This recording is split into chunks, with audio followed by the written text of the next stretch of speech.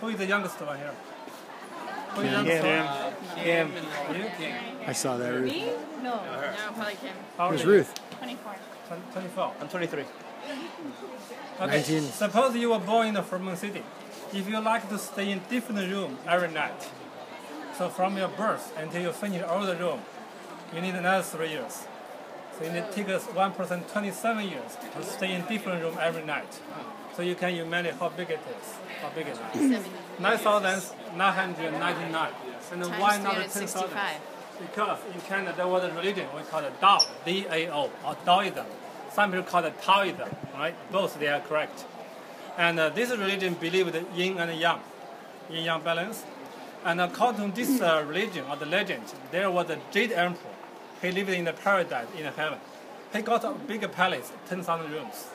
So being the emperor on the earth, your palace cannot as big as a god, one less. So 9,999.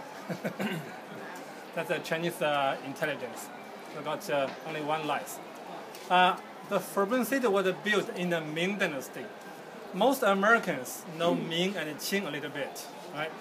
Actually, from 938 AD, Beijing became the capital for the Liao Dynasty. So mainly we said the history for Beijing being the Chinese capital, 1,000 years. 100 years. There were 5 dynasties. The capital was in Beijing.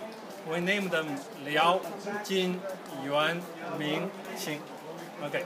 The first one, Liao, was from 938 until to 1156. This dynasty not well known to the Western people because they were built by Mongolia. At the same time, there's still a dynasty called Song, or called the North Song. And their capital in Kaifeng, close to Luoyang. You have been to Luoyang, close to Luoyang. The capital was there. So Mongolia people built a dynasty in this place. The second dynasty was called Jin, which means gold. So from 1156 to 1273. So this dynasty, they were built by the ancestors of the Manchus. And this one is still not well known to the Western people. At the same time, for this dynasty in Beijing, we still got a South Song dynasty in Hangzhou. From the third one, we call the Yuan, Y-U-A-N. And from 1273 to 1368, that's the Yuan dynasty. So this dynasty was very famous to Western people because the emperor, Genghis Khan and then Kublai Khan, they built a large empire in the whole world. And also in this dynasty, Marco Polo came to China.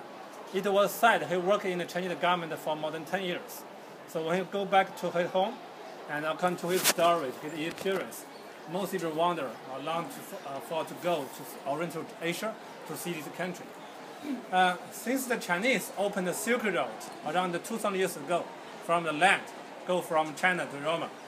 But at the beginning of the 14th centuries, because the Ottoman Turkish, they built a large kingdom, and they occupied South Europe, West Asia, and North Africa. So the Silk Road on the land was blocked because of religion problem. They were blocked. European people are not available to come to China from the land anymore. So that's why they are looking for another road, another way to China from the ocean. They try to take a boat, sail to go from Africa or anyway from China. So that's why Columbus mistakenly discovered America, went to a runway and discovered America. So that's the Yuan dynasty. So for the Mongolia people, they only ruled China more than 90 years, less than 100, a very short time.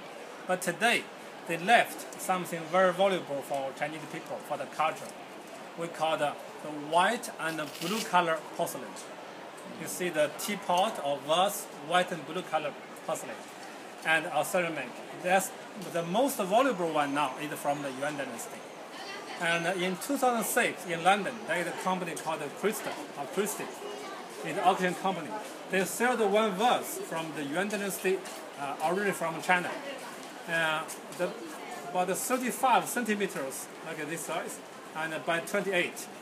And the price, 15 million pounds. 15 million pounds. In 2004, I think 2004, in San Francisco, there is a guy, he like to collect some anyway, antiques or something old. He went to a restaurant for dinner, for a meal. The restaurant serving seafood.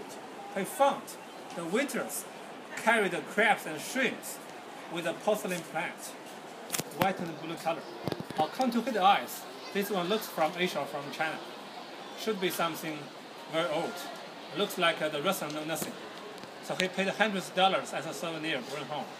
And finally he sold at $2 million. So porcelain is very expensive. So the Ming Dynasty was from 1368 to 1644. But the construction for the Forbidden City was from 1406 until 1420. Not from beginning. That's because the first two emperors of the Ming Dynasty, their capital was not in Beijing. Their capital was in Nanjing. So Nanjing, nearby the Yangtze River, and had been the capital for 6 dynasties. Also the capital for the Republic of China, for Chiang Kai-shek, before the World War II. And so it from the third emperor, he decided to move the capital from Nanjing to Beijing. So Nanjing means southern capital. Beijing means northern capital. So it took about 1.5 million people 14 years to finish the whole Forbidden City. When the Forbidden finished in 1420, what does it mean? That means the Forbidden City was finished 70 years before America was discovered, and 140 years before the birth of William Shakespeare in Britain. So since 1420 until 1911, around 500 years, totally there were 2 dynasties. We named them Ming, M-I-N-G, and Qing, Q-N-G. They stayed there. They worked there. So 24 emperors have lived in the Forbidden City and managed China from this place. So there were 14 emperors from the Ming Dynasty and 10 emperors from the Qing Dynasty. So this place was worked not as a Forbidden City anymore until 1911. In 1911, the last dynasty, Qing Dynasty, was finished by revolution, started by the Dr. Sun Yat-sen. So from 1911 to 1949, we call the Republic of China. We got the first president and the prime minister. But according to the deal agreement and reached by the Republic, by the new government with the Qing Dynasty, the last emperor and his family, they can still live inside. So the Forbidden as a personal property for the last emperor. So they stayed there from 1911 until 1925. In 1925, the last the Dr. Sun Yat-sen died. The first president died. So since that time, Chiang Kai-shek became the next president. So during the time for Chiang Kai-shek, one general, we don't know, it's ordered by Chiang Kai-shek or not. He take the army, broke inside, and forced the emperor to leave the Forbidden City. No art. I don't care where you go, but now the government take over the Forbidden City. It belongs to whole Chinese, not a personal property anymore. So they give the last emperor and his family 2 hours, take everything you like for 2 hours, then go away.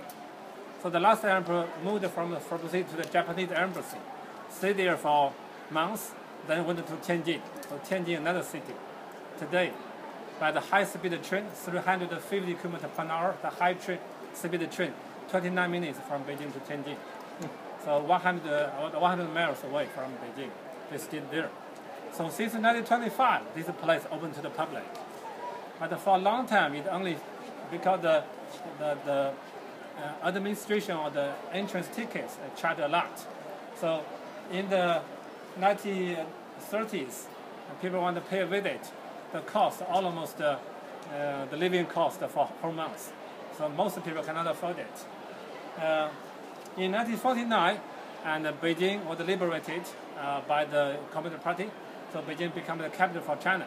So this place also open to the public. There were more and more local people visit this place. But we do not have so many Western people with big nose, with the golden color here, until 1980s. So China opened to the Western world since 1979. So there were more and more Western visitors here. And especially in early 1980s, they filmed a movie named The Last Emperor. So this movie, I remember they got 6 or 5 Oscar awards. And so since that time, the Forbidden City got very popular. So many people came to the Forbidden City. So that's why you see so many people. For Chinese people, that's one of the first places you must see it. So today, easily understanding for the Forbidden City, they were divided into two parts. The first area, most of the buildings used as office for the government business, where the emperor works. The second part is home, so where they stay, like the residence. So the easy way understanding the first area is office, second part is home. And today, for the whole Forbidden City, they open around 60% to the public. And even for the 60%, if you want to see everything, one day, totally one day inside. And so today we only see the main parts. And I remember last month, May or June. You know what story happened here? Something was stolen. Yeah, something was stolen. The very small guy and stayed in some places. Yeah, so people are now question the security of the Forbidden City since a big museum. And they got so many monitors, even the dog, guard, and there's one guy, because it's very huge. Every day, 4 o'clock, they not sell ticket anymore. 5 o'clock closed. And take them hours for the guard to search everywhere, and the bridge and tunnels everywhere. But still this guy hid some places and broke into one room at night, steal something. He was caught. And but something still missing. 3 pieces of the jewelry still missing. He dropped it. He said he went to a shop. He said it's worth a lot of money. This guy said no, it's fake. He threw it away. Actually, worth a lot of money. Okay, we'll go this way.